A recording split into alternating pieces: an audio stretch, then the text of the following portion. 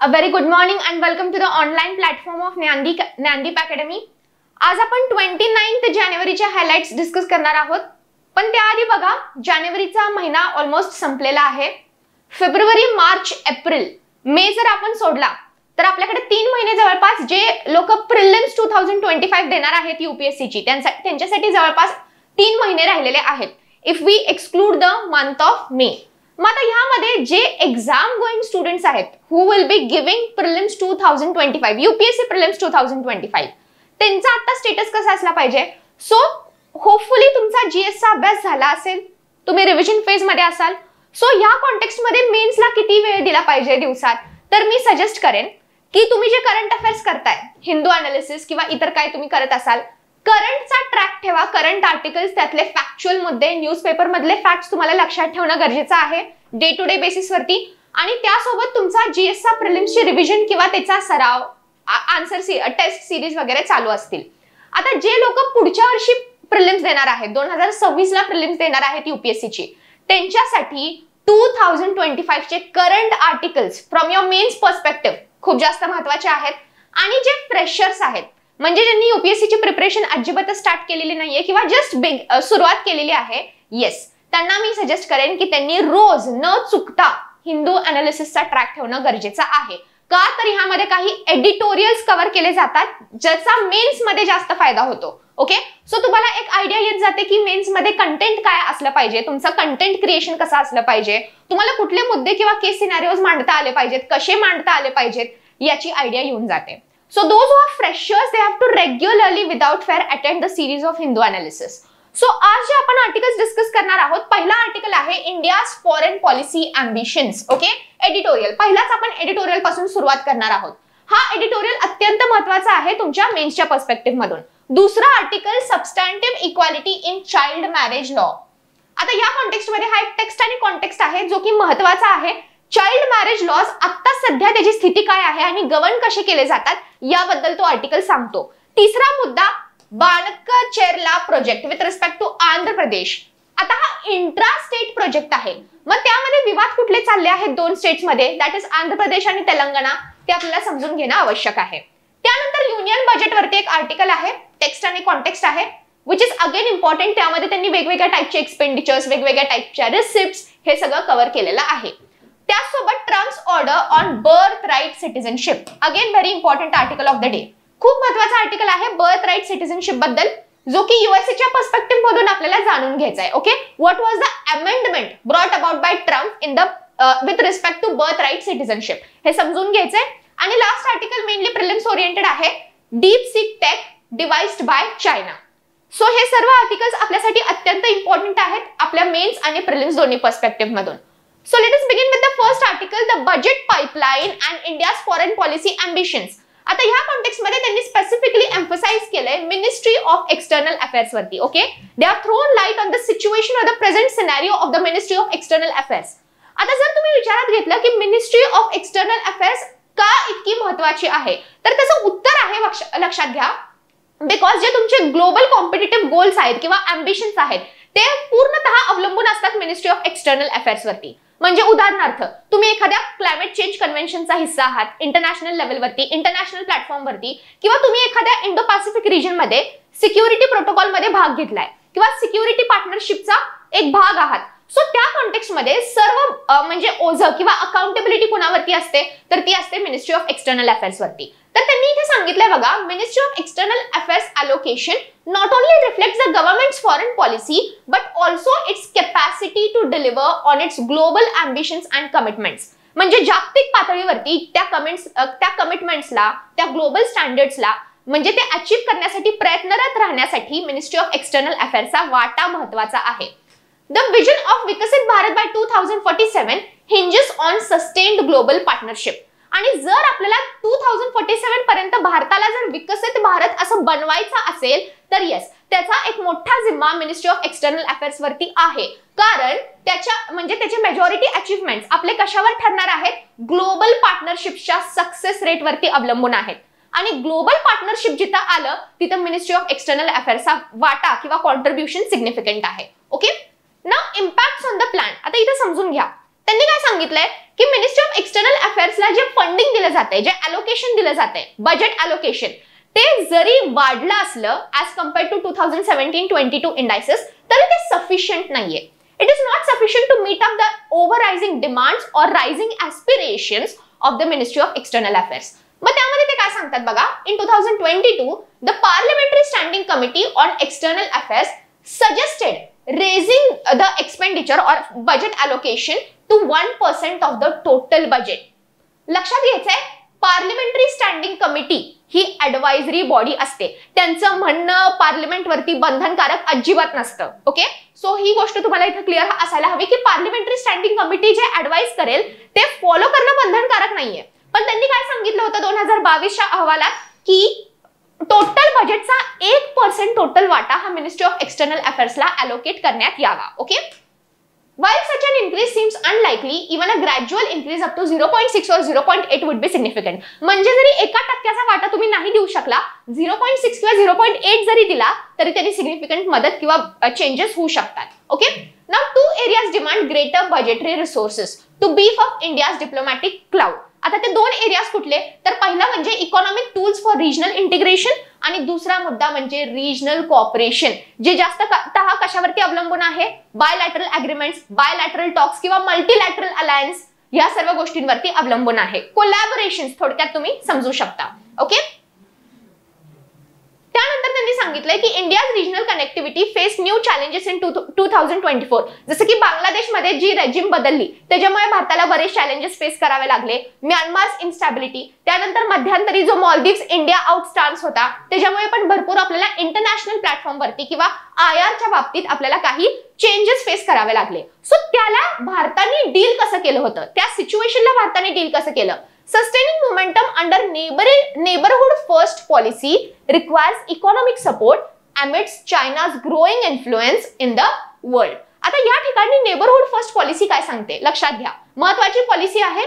Neighbourhood first policy काय सांगते, 4 गोष्टींवरती फोकस करते. Act east policy.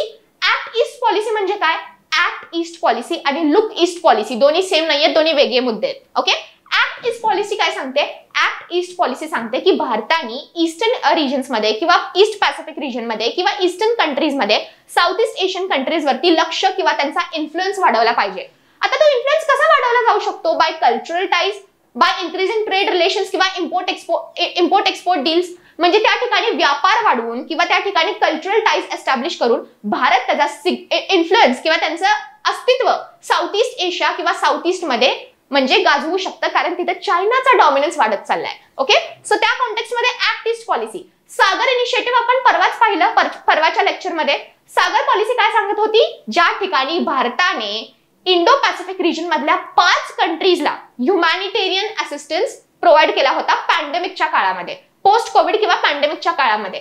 त्यामध्ये भारताने काय काय प्रोव्हाइड केलं होतं, health care facilities, medicines. Okay, त्या ठिकाणी फूड म्हणजे खाद्यपदार्थ सुद्धा आपण प्रोव्हाइड केलं होतं. त्यानंतर थिंक वेस्ट पॉलिसी म्हणजे वेस्टर्न कंट्रीजला आपण भारतासोबत किंवा इंडियन ओशन रिजन सोबत कसं जास्तीत जास्त एफिशियंटली कनेक्ट करू शकतो.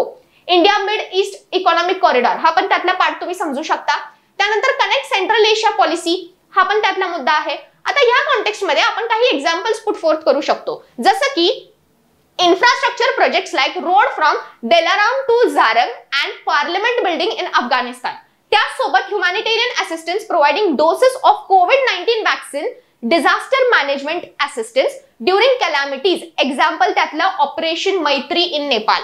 सो आपण जे आपले नेबर्स आहेत, म्यानमार झालं, ओके, नेपाळ झालं, भूटान झालं, श्रीलंका झालं, या सर्वांना आपण धरून ठेवण्याचा प्रयत्न करतोय, कारण यांच्यावरती जर आपला होल्ड नसला तर चायना काय करू शकतो, चायना ह्यांच्यासोबत फ्रेंडली अलायन्सेस करून भारताचं अस्तित्व ह्या बाकीच्या रिजन मध्ये किंवा नेबरहुड रिजन्स मध्ये इम्पॉसिबल करू शकतो. क्षमता आहे, सो ती पॉसिबिलिटी आपल्याला खरी होऊ द्यायची नाहीये. ओके, सो त्या कॉन्टेक्स्ट मधून आपण काय करतोय, नेबरिंग कंट्रीजला आपण होल्ड ऑन करतोय किंवा त्यांच्यासोबत फ्रेंडली अलायन्सेस डेव्हलप करण्याचा प्रयत्न करतोय. त्यांना गरज पडली की त्यांना पहिला मदतीचा हात प्रदान करतोय. Okay, so developmental assistance to Bhutan's 5-year plan. आणि त्यासोबत तुम्ही अजून एक एक्झाम्पल कोट करू शकता, easing the financial payment systems by operationalizing UPI payment platform in Sri Lanka and enabling RuPay cards in Bhutan.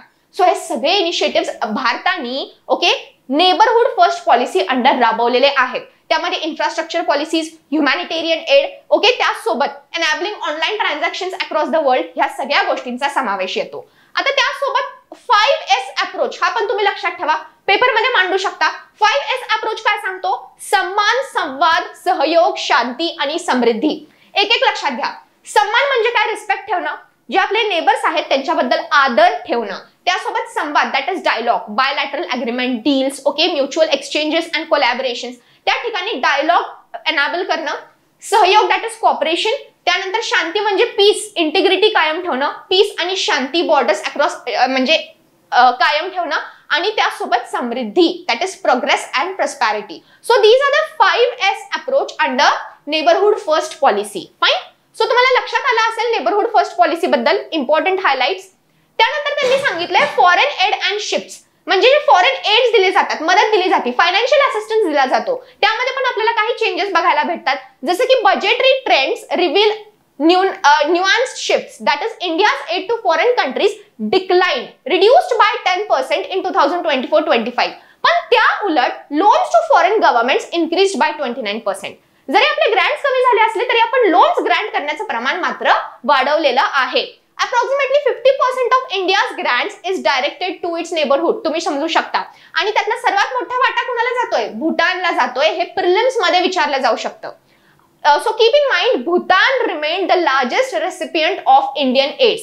भारताने जे एड्स ग्रँट केले त्याचा जर कोण सर्वात मोठा रेसिपियंट असेल तर तो आहे भूतान. ओके. त्यानंतर त्यांनी क्रिटिकल इंडिकेटर, दुसरा क्रिटिकल इंडिकेटर कुठला आहे मिनिस्ट्री ऑफ एक्सटर्नल अफेअर्स मध्ये, तर तो आहे बिल्डिंग इन्स्टिट्यूशनल कॅपॅसिटी. म्हणजे जे रेग्युलरली हे सिरीज अटेंड करत असतील त्यांनी मागच्या काही आठवड्यांमध्ये आपण एक आर्टिकल डिस्कस केला होता ज्यामध्ये त्यांनी सांगितलं होतं की कुठले चेंजेस रिक्वायर्ड आहेत मिनिस्ट्री ऑफ एक्सटर्नल अफेअर्स मध्ये. त्यामध्ये त्यांनी एक बाब सांगितली होती की पॉसिबल नाहीये की मिनिस्ट्री ऑफ एक्सटर्नल अफेअर्स मध्ये तेही लोक असतील जे टेक्निकल एक्सपर्टीज आहेत किंवा ज्यांना आर्टिफिशियल इंटेलिजन्सचं नॉलेज आहे. म्हणजे तुम्ही एका मिनिस्ट्री ऑफ एक्सटर्नल अफेअर्सच्या मिनिस्टरकडून सर्व अपेक्षा ठेवू शकत नाही. सो त्या ठिकाणी काय केलं पाहिजे? एक वेगळी कमिटी किंवा एक वेगळी ऑथॉरिटी एस्टॅब्लिश करा जी गाईड करेल मिनिस्ट्री ऑफ एक्सटर्नल अफेअर्सला ह्या सगळ्या डिजिटल वर्ल्ड मध्ये. जसं की आर्टिफिशियल इंटेलिजन्स झालं, डिजिटल प्लॅटफॉर्म झाला, ओके ऑपरेशनल सिस्टम झाली, ऑपरेशनल डाटा झाला. सो त्यासाठी एक बॉडी बसवणं. सो या सगळ्या गोष्टी कशामध्ये येतात? They come under expert research ecosystem. So ministry of external अफेअर्सला मदत करण्यासाठी आपल्याला एक एक्सपर्ट रिसर्च इकोसिस्टम एस्टॅब्लिश करण्याची गरज आहे. आणि ते कशात येणार आहे? बिल्डिंग इन्स्टिट्यूशनल कॅपॅसिटी या टायटल अंडर येणार आहे. ओके, हे समजून घ्या. त्यानंतर त्यांनी सांगितलाय दुसरा मुद्दा, last year's Ministry of External Affairs budget allocation for foreign missions, training programs and cultural diplomacy grew by only 7%.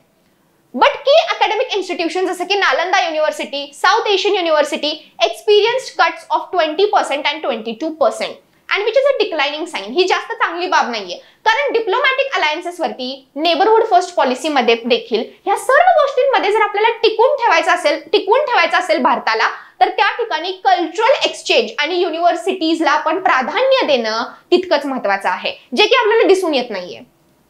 It must also find more budgetary resources to support policy relevant and evidence based research at Indian universities and think tanks. हे देखील तितकंच गरजेचं आहे. Okay, so अशा प्रकारे तुम्ही बघू शकता की need for declassification and digitization, budget to accelerate the declassification and digitization of hundreds and thousands of the records.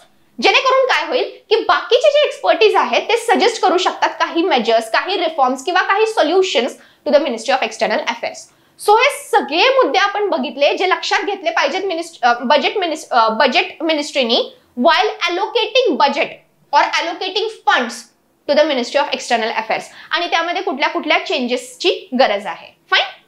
So we move towards the next article of the day, that is substantive equality in child marriage laws. आता या आर्टिकलचा सारांश एकदा समजून घ्या, त्यानंतर मी सांगते की article मध्ये काय दिलंय.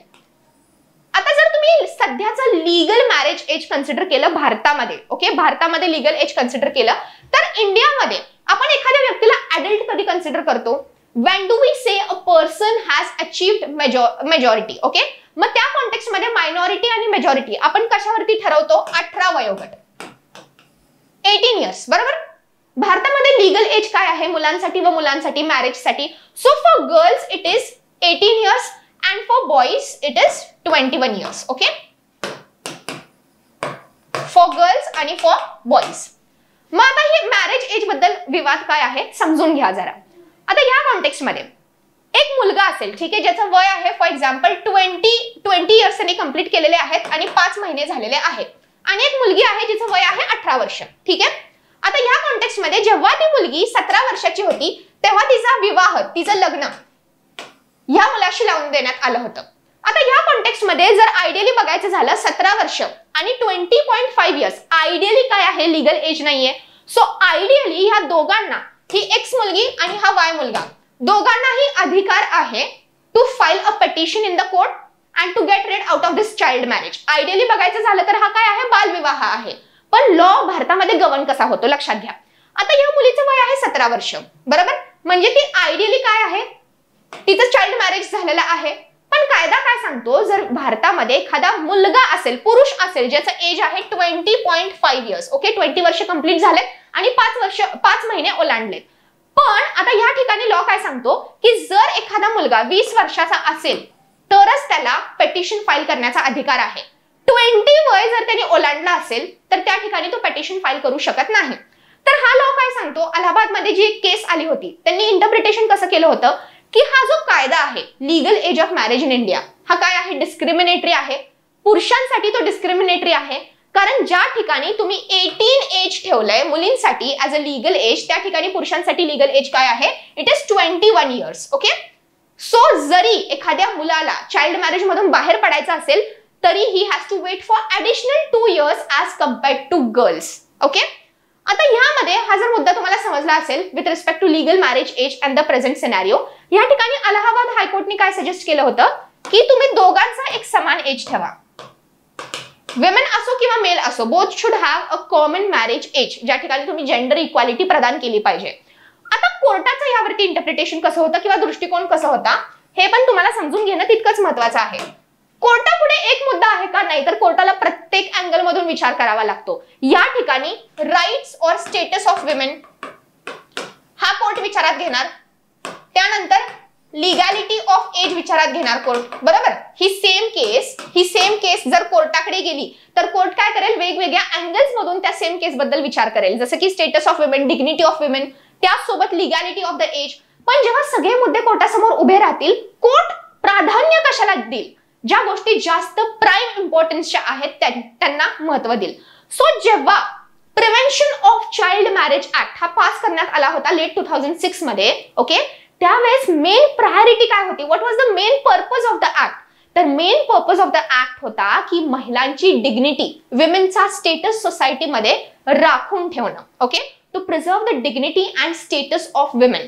सो अल्टिमेटली जर ह्या कॉन्टेक्स्ट मध्ये कुठलीही केस सुप्रीम कोर्टासमोर आली तर त्या ठिकाणी सुप्रीम कोर्ट पहिली प्रायोरिटी कशाला देईल, dignity and status of women या गोष्टीला देईल. सो ह्या कॉन्टेक्स्ट मध्ये पण कोर्टाचं म्हणणं काय होतं, कोर्टाचं म्हणणं होतं की कोर्टाला फरक नाही पडत की किती पिटिशन्स येत आहेत, किती इलिगल म्हणजे चाइल्ड मॅरेजेसच्या केसेस येत आहेत. सो कोर्टासाठी हे जास्त महत्वाचं नाहीये की लीगल एज मध्ये कोण बसतंय, कोर्टासाठी हे जास्त महत्वाचं आहे की तिथं महिलांना किती संरक्षण किंवा त्यांची डिग्निटी कशी प्रिझर्व केली जाते. कारण लक्षात घ्या, उद्या जर ह्या मॅरेजला ही जी केस आपण डिस्कस केली, ह्या मॅरेजला उद्या जर इलिगल डिक्लेअर करण्यात आलं तर तो मुलगा त्या मॅरेज मधून बाहेर पडेल. 20.5 ह्याला जर तुम्ही लीगल म्हणजे पिटिशन साठी कन्सिडर केलं तर त्या ठिकाणी मुलगा त्यातून काय होईल, फ्री पडेल आणि मुलगा 21-22व्या वर्षी सेटल होऊ शकतो, त्याचं नोकरीचं वय आहे, बरोबर. पण इथं मुलीचं वय काय आहे, 18 वर्ष आहे, ती 12वीत असेल अप्रॉक्सिमेटली. ओके, सो त्या ठिकाणी तिचं करिअर किंवा तिची पुढची लाईफ पूर्ण हॅम्पर होते. कारण भारतामध्ये लक्षात घ्या, तुम्हाला ऍडल्ट जेव्हा तुम्ही 18 क्रॉस करता तुम्हाला ऍडल्ट आणि इंडिपेंडेंट असं गृहीत धरलं जातं. फाईन. सो जेव्हा तिचा पीक टाइम आहे, प्राइम टाइम आहे, तेव्हा काय झाली आहे, ती पूर्ण रिस्पॉन्सिबिलिटीज आणि ती कुणाच्या तरी रिस्पॉन्सिबिलिटी मधून मुक्त झालेली आहे, which is not a right case in this scenario. So त्या ठिकाणी म्हणजे जी ऑपॉर्च्युनिटी आहे महिलांसाठी, ओके, ती काय होतीये, कॉम्प्रोमाइज होतीये. सो हा अखंड सिनारिओ कॉम्प्लिकेटेड आहे आणि त्याच्यावर अजून तरी सोक्षमोक्ष झालेला नाहीये. ह्या केसेस किंवा ह्या गोष्टीवरती आज देखील कोर्टामध्ये केसेस पेंडिंग आहेत, डिसिजन पेंडिंग आहे की what should be the actual legal age of marriage. दोघांसाठी समान ठेवण्यात आला पाहिजे जे आहे ते कंटिन्यू करण्यात यावं. Okay, so that is the scenario. Now understand. In Sanjay Chaudhary Guddan case of 2024, the Allahabad High Court annulled the marriage of a couple who got married when the man was 12 and the woman was 9 under Prohibition of Child Marriage Act of 2006. While the man had filed a petition for divorce when he was 20 years, 10 months and 28 days old, he later amended his plea for nullification of the marriage. This allows any party who got married as a child to seek annulment of the marriage as long as the petition is filed within 2 years of attaining majority. म्हणजे 18 वर्ष झाल्यानंतर 2 वर्षाच्या आत जर तुम्ही petition file केली तर ती तुमची वैध कन्सिडर केली जाईल. आता ह्यामध्ये आर्टिफिशियल डिफरन्सिएशन मी ऑलरेडी तुम्हाला सांगितलंय की चाइल्ड आणि मेजॉरिटी भारतामध्ये कसं डिसाइड होतं. आता इथे बघा, in 2011 Madras High Court case, the Inspector of Police held that a literal interpretation of Protection of Child Marriage Act, जसं की ह्यामध्ये त्यांनी काय होऊ शकतं, it will create an unfair disadvantage for males married at 20 who despite being married below the legal age would not be able to annul their marriage and thus interpreted the age limit for annulment to be 23. आता ह्यामध्ये अलाहाबाद हायकोर्टाने काय suggest केलं होतं, त्यांचं interpretation काय म्हणत होतं की दोघांचं एक समान एज ठेवण्यात यावं. ओके, महिलांसाठी पण आणि पुरुषांसाठी पण. पण सुप्रीम कोर्टाचं म्हणणं फायनल असणार आहे. सो अलाहाबाद हायकोर्टला सुद्धा सुप्रीम कोर्टाच्या म्हणण्यासोबत सहमती द्यावी लागली, ज्या ठिकाणी सुप्रीम कोर्टाने इंटरप्रिटेशन काय केलं होतं, which mention that the men could file annulment petitions till the age of 23. ही मान्यता दिली होती आणि ही मान्यता कुठल्या गोष्टींना विचारात ठेवून करण्यात आली होती बाय द सुप्रीम कोर्ट, तर लक्षात घ्या, ह्यामध्ये to protect and advance the status of women. कारण अल्टिमेटली महत्वाचं काय आहे बघा, the interpretation results in a substantive unfair disadvantage giving males more time than females to exit a child marriage. हे त्यामागं उद्देश होता सुप्रीम कोर्टाचा. Leaving wives unprotected and disproportionately affected which undermines the central objective of the act to protect and advance the status of the women. कारण ज्या पीक एजला त्यांना कोणाच्या तरी मदतीची गरज आहे, मॉरल सपोर्टची गरज आहे, ओके, त्यांचं पीक टाइम आहे करिअरचं, त्यावेळेस त्या काय होत आहेत, एकट्या पडतायत, आयसोलेट होत आहेत. So that is wrong, keeping into account the main objective of the core objective of the PCMA act. Fine. So थोडा कॉम्प्लिकेटेड होता हा मुद्दा समजणं, पण I try to explain you at my level. Next article जो आहे, a cases of troubled waters. आता this article is talking about a project that is Banakacherla project. कुठं आहे, आंध्र प्रदेशमध्ये आहे. आता हा प्रोजेक्ट काय सांगतो बघा, ह्या प्रोजेक्टमध्ये जो आंध्र प्रदेशमध्ये कन्स्ट्रक्ट होतोय त्यावरती तेलंगणाने ऑब्जेक्शन घेतलंय. का ऑब्जेक्शन घेतलंय, कारण ह्या प्रोजेक्टमध्ये 2 नद्यांना इंटरलिंक करण्यात येणार आहेत. Which are those 2 reverse, Krishna and Godavari. बरोबर. सो त्या ठिकाणी तेलंगणाने काय सांगितलं, तेलंगणाने सांगितलं की आंध्र प्रदेशने तेलंगणाच्या परमिशन शिवाय ह्या प्रोजेक्टला सुरुवात केलेली आहे. जेव्हा की state reorganisation act of Andhra Pradesh जेव्हा आला होता, त्या state reorganisation act of Andhra प्रदेशमध्ये हे क्लिअरली सांगितलं होतं, जेव्हा कुठल्याही नद्यांवरती तुम्ही हायड्रो पॉवर प्लांट कन्स्ट्रक्ट कराल, दोन्हीही स्टेटची परमिशन घेणं त्या ठिकाणी बंधनकारक आहे. जर तुम्ही कृष्णा नदीचा विचार केला तर Krishna river is an upper riparian river. Upper riparian म्हणजे नदी ज्या स्टेट मधून पहिल्यांदा क्रॉस होते त्या स्टेटला आपण म्हणतो अप्पर रायपेरियन. म्हणजे कृष्णा नदी ही आधी तेलंगणामध्ये जाईल आणि तिथून ती आंध्र प्रदेशमध्ये एंटर करेल. Okay, so Krishna river is upper riparian with respect to Telangana. So तेलंगणाचं म्हणणं काय होतं आणि आंध्र प्रदेशचं म्हणणं काय होतं, दोन्ही समजून घ्या. आंध्र प्रदेशने स्वतःला कसं डिफेंड केलंय ह्या प्रोजेक्ट बद्दल. आंध्र प्रदेशने असं सांगितलंय की हा एक इंटरलिंकिंग प्रोजेक्ट आहे, पण हा intra state water linking project आहे आणि intra state water linking project हा स्टेट लिस्ट मध्ये येतो. जे तुम्ही म्हणताय की कृष्णा नदीचं पाणी जर आंध्र प्रदेशने ओढून घेतलं किंवा इंटरलिंकिंग केलं तर तेलंगणाचं काय, त्याचे कॉन्सिक्वेन्सेस काय, तेलंगणाला पाणी पुरेल की नाही, हा मुद्दा कुणाचा आहे, युनियनचा आहे. कारण इंटर स्टेट वॉटर लिंकिंग 2 स्टेट्सच्या मध्ये जर एखादी रिव्हर कॉमन असेल तर त्यातलं म्हणजे वॉटर लिंकिंग प्रोजेक्ट वगैरे हे मात्र येणार आहे युनियन लिस्ट मध्ये. सो ती जबाबदारी कोणाची आहे, सेंट्रल गव्हर्नमेंटची आहे. तिथं आंध्र प्रदेश स्टेटचा काहीही रोल नाहीये. Okay, so this is the justification given by Andhra Pradesh. So दोन्ही स्टेटचं वेगवेगळं मत आहे. तेलंगणाचं मत आहे की तुम्ही आंध्र प्रदेश रिऑर्गनायझेशन ऍक्ट मध्ये ज्या तरतुदी मान्य झाल्या होत्या त्यांना गृहीत धरलं पाहिजे. आणि या ठिकाणी आंध्र प्रदेशचं म्हणणं असं आहे की आम्ही इंटरस्टेट लिंकिंग करतच नाहीये, आम्ही इंट्रास्टेट म्हणजे आंध्र प्रदेशच्या टेरिटरीमध्ये ज्या नद्या आहेत, जो भाग आहे कृष्णा आणि गोदावरीचा, त्याच्यामध्ये छेडखानी करतोय. सो तो मुद्दा कशात येतो, तो आमच्या स्वतंत्र लिस्टमध्ये येतो. पण जे तुम्ही इंटरस्टेट लिंकिंगचं म्हणताय ते मात्र युनियनची जबाबदारी आहे. ओके, सो त्यामध्ये आमचा कुठलाही कॉन्ट्रीब्युशन किंवा आमचा संबंध येत नाही. सो ह्या कॉन्टेक्स्ट मध्ये 2 प्रोजेक्ट्स बद्दल उल्लेख केलेला आहे. त्यामध्ये एक महत्वाचा project Palamuru Rangareddy lift irrigation scheme. आता ही स्कीम काय सांगते बघा, जी तेलंगणामध्ये आहे. This irrigation project was proposed to meet the requirements of drinking water and irrigation. So कशासाठी कन्स्ट्रक्ट करण्यात आला होता, drinking requirements that is portable water आणि त्यासोबत irrigation in 3 districts that is Mahbubnagar, Rangareddy and Nalgonda. Fine. आणि दुसरा प्रोजेक्ट म्हणजे जो आता न्यूजचा मेन कोर आहे that is Godavari Banakacherla linking project. आता ह्यामध्ये त्यांनी काय सांगितलंय की हा प्रोजेक्ट 3 सेगमेंट्स मध्ये कंप्लीट केला जाईल. सेगमेंट 1 मध्ये water will be diverted from Polavaram project to the Krishna river. दुसऱ्या सेगमेंट मध्ये काय केलं जाईल, Bollapalli reservoir will be constructed to facilitate water transfer. Okay, Bollapalli reservoir लक्षात ठेवा. आणि तिसऱ्या सेगमेंट मध्ये काय करण्यात येणार आहे, water will be diverted from Bollapalli to Banakacherla at estimate of ₹38,041 crore.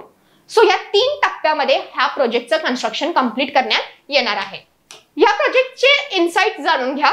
To ensure execution म्हणजे ह्या प्रोजेक्टला सक्सेसफुली उभा करण्यासाठी 48,000 acres of land will be acquired and funds may be raise through a hybrid model. Hybrid model म्हणजे काय, तिथे तुम्ही private इन्व्हेस्टर्सला पण काय करताय, इन्व्हाइट करताय किंवा प्रायव्हेट इन्व्हेस्टमेंट सुद्धा सहभागी करून घेताय. If private companies are involved, the government can adopt payment model used in Rajasthan. Okay. Dubbed Telugu Thalli ki Jal Harti, the project symbolizes a water offering to Telugu Thalli, aiming to eliminate water scarcity for future generations. So या ठिकाणी future मध्ये कुठलाही water क्रायसिसचा issue तिथं face करायला लागू नये या दृष्टीने किंवा ह्या गोष्टीची काळजी घेऊन हा प्रोजेक्ट उभा करण्यात येणार आहे.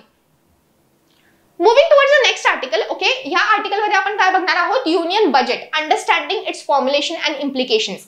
ह्यामध्ये तुम्हाला 3 गोष्टी समजून घ्यायच्यात की बजेटमध्ये 3 मेजर कॉम्पोनंट्स असतात. कुठले 3 कॉम्पोनंट्स, एक्सपेंडिचर, त्यानंतर रिसिप्ट्स आणि deficit indicators. Okay, these are the 3 important aspects under which we are going to study.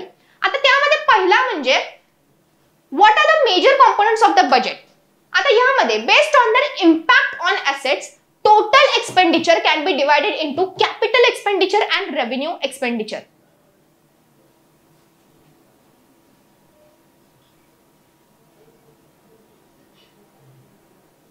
Hello, am I audible properly? आवाज येतोय?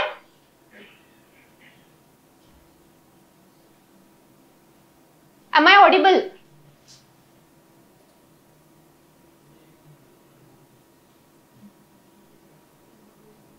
ओके, व्हॉइस क्लिअर असेल तर सांगा लाईव्ह चॅट मध्ये. Okay, fine. सो यामध्ये capital expenditure आणि revenue expenditure मध्ये फरक काय? रेव्हेन्यू एक्सपेंडिचर आणि कॅपिटल एक्सपेंडिचर मधला फरक नेमका समजून घ्या. रेव्हेन्यू एक्सपेंडिचर म्हणजे काय, जो की फिक्स्ड आहे, ज्याच्यापासून तुम्ही म्हणजे तिथे चॉईस नाहीये कमी जास्त करण्याचा. तो दरवर्षी रिकर होत राहणार आहे, सेम असणार आहे किंवा वाढला असेल काही फिक्स्ड इंटरवल मध्ये, पण तो दरवर्षी तुम्हाला न चुकता फुलफिल करायचा आहे. त्यामध्ये काय काय येईल, सॅलरीज येतील, ओके, अलाउन्सेस, पेन्शन्स वगैरे. सो रेव्हेन्यू एक्सपेंडिचरचं नेचर कसं असतं, रिकरिंग इन नेचर, दरवर्षी येणारे, दर बजेटमध्ये येणारे. आणि capital expenditure depending on the policies, depending on the schemes, depending on the policy intervention change होत राहील. बरोबर. So capital expenditure non recurring in nature असतो, लक्षात ठेवा. आता त्यामध्ये रेव्हेन्यू एक्सपेंडिचर मध्ये त्यांनी काय सांगितलंय, estimated expenditure that does not affect the assets and liabilities status of the government. म्हणजे तुमच्या कुठल्याही नवीन पॉलिसीज असो किंवा इन्फ्रास्ट्रक्चर प्रोजेक्ट्स असो, त्याचा यावरती काही फरक पडत नाही. It has to be met year after year and at fixed interval. आता कॅपिटल एक्सपेंडिचर म्हणजे काय, estimated expenditure which affects the assets and liability status of the government. म्हणजे त्या ठिकाणी डिपेंडिंग ऑन किती नवीन पॉलिसीज आहेत, तुमचं बजेट रिक्वायरमेंट काय आहे, त्या ठिकाणी लायबिलिटीज आणि असेट्स म्हणजे मॅनिप्युलेट होऊ शकतात. Okay. So revenue expenditure appears in trading and profit and loss accounts आणि capital expenditure appears in balance sheet. लक्षात घ्या, इथे तुम्हाला प्रिलिम्स मध्ये विचारलं जाऊ शकतं. रेव्हेन्यू एक्सपेंडिचर इज रिकरिंग आणि capital expenditure is non recurring in nature. कारण नॉन रिकरिंग का? कारण प्रत्येक वर्षी कॅपिटल एक्सपेंडिचर हा वेगळा असणार आहे, नवीन असणार आहे, कमी जास्त असू शकतो. सो त्यामध्ये दरवर्षी फ्लक्च्युएशन्स आणि बदल होत राहणार आहेत. फाईन. सो तो एक पॅरामीटर झाला. त्यानंतर त्यांनी सांगितलंय बघा, depending on the manner in which it affects different sectors. त्या म्हणजे बेसिसवरती किंवा त्या क्रायटेरियावरती आपण एक्सपेंडिचरला पुन्हा वेगवेगळ्या पॅरामीटर्स मध्ये डिवाइड करतो. जसं की जनरल सर्व्हिसेस झालं, इकॉनॉमिक सर्व्हिसेस झालं, सोशल सर्व्हिसेस आणि ग्रांट्स इन एड्स अँड कॉन्ट्रीब्युशन्स. म्हणजे काही एक्सपेंडिचर तुम्हाला जनरल सर्व्हिसेससाठी प्रदान करायचंय, त्यातला काही सेक्टर तुम्हाला इकॉनॉमिक गोष्टींसाठी राखीव ठेवायचे, सोशल सर्व्हिसेस साठी काही पॅरामीटर आणि ग्रांट्स साठी एक विशिष्ट म्हणजे त्यातला वाटा तुम्हाला बाजूला ठेवावा लागतो. So these are the other classification of types of expenditure. त्यानंतर रिसिप्ट जर बघायचं झालं, okay, receipts of the government. So receipts कशा असतात? त्या 3 कॉम्पोनंट्स असतात रिसिप्ट्स मध्ये. रेव्हेन्यू रिसिप्ट्स, ओके, नॉन डेप्थ कॅपिटल रिसिप्ट्स आणि डेप्थ क्रिएटिंग कॅपिटल रिसिप्ट्स. सो या 3 कॅटेगरीज मध्ये आपण रिसिप्ट्सला क्लासिफाय करतो, बरोबर. त्यानंतर इथे त्यांनी सांगितलंय फिस्कल रूल्स, म्हणजे जे तुमचे पॉलिसीज फ्रेम केले जातील, जे बजेट अलोकेशन घेतलं जाईल, त्याला गव्हर्न करणाऱ्या रूल्स कुठल्या किंवा त्या कशा फॉर्म्युलेट केल्या जातात. तर इथे लक्षात घ्या, महत्वाचं आहे, in India's case the present fiscal rule is guided by recommendations of N K. Singh committee report. Allowing for some deviations under exceptional times, it has 3 policy targets. 3 targets असतात. दॅट इज पहिलं म्हणजे स्टॉक टार्गेट, दुसरं म्हणजे fiscal deficit GDP ratio flow target आणि तिसरं म्हणजे revenue deficit GDP ratio composition target. ह्यावरती ठरवलं जातं की एक्सपेंडिचर तेवढाच ठेवायचा आहे का एक्सपेंडिचरचा विचार न करता अलोकेशन्स आणि ग्रँट्स वाढवायचे आहेत. ते कशावर ठरवलं जाणार आहे? फिस्कल डेफिसिट जीडीपी रेशियो वरती. कारण लक्षात घ्या, जर fiscal deficit to GDP ratio हा जर जास्त असेल, याचा अर्थ काय झाला की तुम्ही एक्सपेंडिचर वाढवू शकत नाही.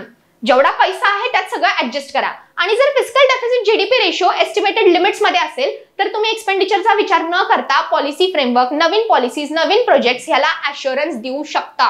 सो ते सगळं फिस्कल प्लॅनिंग कशावरती डिपेंडेंट असतं? फिस्कल डेफिसिट जीडीपी रेशियो, ज्याला आपण म्हणतो फ्लो टार्गेट. पैसा किती फ्लो होणार आहे, की प्रोजेक्ट्सला, इन्फ्रास्ट्रक्चरल ऍक्टिव्हिटीजला, अलोकेशन्सला पैसा किती फ्लो होणार आहे. ओके. आणि हे कुणी रेकमेंड केलंय हे नाव लक्षात ठेवा, वापरू शकता तुम्ही आन्सर रायटिंग मध्ये, एन.के. सिंग कमिटी. ओके. त्यानंतर moving to the second last article, महत्वाचा आर्टिकल आहे या ठिकाणी, is Trump's order on birth right citizenship constitutional. आता या ठिकाणी बर्थ राईट सिटिझनशिप हा मुद्दा काय होता समजून घ्या. युएसए मध्ये बिफोर अमेंडमेंट, म्हणजे ओरिजिनल आर्टिकल काय सांगत होता? Birthright citizenship is a legal principle that grants automatic citizenship to individuals born within a country's territory regardless of their parents' citizenship status. म्हणजे उदाहरणार्थ एखादा इंडियन व्यक्ती अमेरिकामध्ये आहे, बरोबर, he or she is not citizen of America, पण त्यांनी अमेरिकेमध्ये जर एखाद्या मुलाला जन्म दिला तर बाय बर्थ ऑटोमॅटिकली म्हणजे ते जे न्यूबॉर्न आहे ते ऑटोमॅटिकली काय होतं? अमेरिकेचं सिटिझनशिप होतं. हा होता ओरिजिनल लॉ. त्यामध्ये अमेंडमेंटनी काय गोष्ट बदलण्यात आली? In the USA, this right is enriched in the 14th Amendment of the Constitution ratified in 1868, which states that all persons born or naturalized in the United States and subjected to jurisdiction are considered as citizen of USA. आता इथं हा clause महत्वाचा आहे, subject to jurisdiction. Subject to jurisdiction म्हणजे नेमकं काय? याचा अर्थ झाला, जो व्यक्ती डॉक्युमेंटेड सिटिझन असेल किंवा डॉक्युमेंटेड व्यक्ती सिटिझन असेल युएसएचा. डॉक्युमेंटेड म्हणजे काय? की बाबा त्याच्याकडे सिटिझनशिपचा अधिकार किंवा सिटिझनशिप आहे युएसएची. तो फॉरेनर किंवा टुरिस्ट नाहीये, तो युएसए मध्ये फिरायला किंवा शैक्षणिक गोष्टीसाठी कारणासाठी गेलेला नाहीये. His parent, the parents of the child are actually the citizen of America. So त्या सिच्युएशन मध्ये आपण म्हणतो की those people are subject to jurisdiction. So त्या सिच्युएशन मध्ये त्यांनी जर एखाद्या व्यक्तीला, मुलाला जन्म दिला तर then he is liable to be citizen of America by birth. आता मुळात हे अमेंडमेंट का आणण्यात आलं होतं? So the 14th amendment was the hard on result of a prolonged legal battle and political struggle to abolish slavery and advance racial equality. कारण त्यामध्ये होत असं होतं की आधी सुरुवातीला जेव्हा हे अमेंडमेंट झाली नव्हती त्याच्या आधी आफ्रिकन अमेरिकन्सला सिटिझन कन्सिडर केलं जायचं नाही. सो तिथं तुम्ही म्हणजे रेसच्या बेसिसवरती, रेस आणि ओरिजिनच्या बेसिसवरती डिस्क्रिमिनेशन करताय. सो ते अबॉलिश करण्यासाठी आफ्रिकन लोकांना म्हणजे गुलाम म्हणून वापरलं जायचं किंवा त्यांना गुलाम म्हणून बघितलं जायचं, सिटीजन म्हणून कन्सिडर केलं जात नव्हतं. ह्या गोष्टींना फुल स्टॉप देण्यासाठी इमिडिएटली ही अमेंडमेंट अस्तित्वात आणण्यात आली होती. ओके, सो त्यामध्ये what does Trump's order say हे आपल्याला समजणं महत्त्वाचं आहे की 14th amendment arguing that birthright citizenship excludes person born in the USA but not subject to jurisdiction. So जे व्यक्ती फक्त जन्मलेले आहेत यूएसए मध्ये but they are not subject to jurisdiction. म्हणजे उदाहरणार्थ एक मुलगा जन्माला आलाय आणि त्या मुलाचे आई वडील जे आहेत they are not subject to jurisdiction. याचा अर्थ काय झाला की ते डॉक्युमेंटेड सिटीजन्स नाहीयेत अमेरिकाचे. सो त्या सिच्युएशन मध्ये त्यांनी ज्या मुलाला जन्म दिलाय he can not be citizen of America of USA by birth. Okay, हे समजून घ्या. आणि तिथे अजून एक गोष्ट होती की त्या ठिकाणी त्यांनी काय केलं होतं, जी पेरेंट्सची डेफिनेशन होती ती पण एकदम एक्सप्लिसिटली प्रोव्हाइड केली गेली नव्हती. सो त्या ठिकाणी order also narrowly defines mother and father as female biological and male biological progenitor. So त्या ठिकाणी त्यांनी ट्रान्सजेंडर आणि क्वीर पॅरेंट्स ह्या क्रायटेरियाला इन्क्लूडच केलं नव्हतं. सो तिथे अँबिग्युइटी अजूनही प्रेझेंट आहे. ओके, सो नाव हा जो शेवटचा आर्टिकल आहे स्पेसिफिकली प्रिलिम्स ओरिएंटेड आहे. ओके, विचारला तर प्रिलिम्स मध्ये विचारला जाऊ शकतो. China's DeepSeek jolts tech world. आता या ठिकाणी कटिंग एज एआय मॉडेल नवीन इन्व्हेंट केलेला आहे चायनानी, ज्यामध्ये त्यांनी अफोर्डेबिलिटी म्हणजे परवडणारं मॉडेल आहे असं सांगण्यात आलंय. आणि त्याचसोबत त्यांनी काय केलंय, DeepSeek V3 model has already made significant waves by dethroning that is replacing OpenAI's ChatGPT as the highest rated free app. आता या आधी चॅट जीपीटी काय होता, हायेस्ट रेटेड फ्री ॲप होता ऑन ॲपल्स ॲप स्टोर. त्याला replace करण्यात आलंय by this DeepSeek V3 model devised by China. Okay, एवढंच लक्षात ठेवा, डीप सीक V3 मॉडेल हे कोणी डिवाइस केलंय, चायनाने डिवाइस केलंय. अफोर्डेबल आहे आणि त्यांनी चॅट जीपीटी पेक्षा highest rated free app model म्हणून अस्तित्व निर्माण केलेलं आहे. एवढं जरी लक्षात ठेवलं सफिशियंट आहे. So by this we finally come towards end of today's Hindu analysis and that's all for today. Thank you.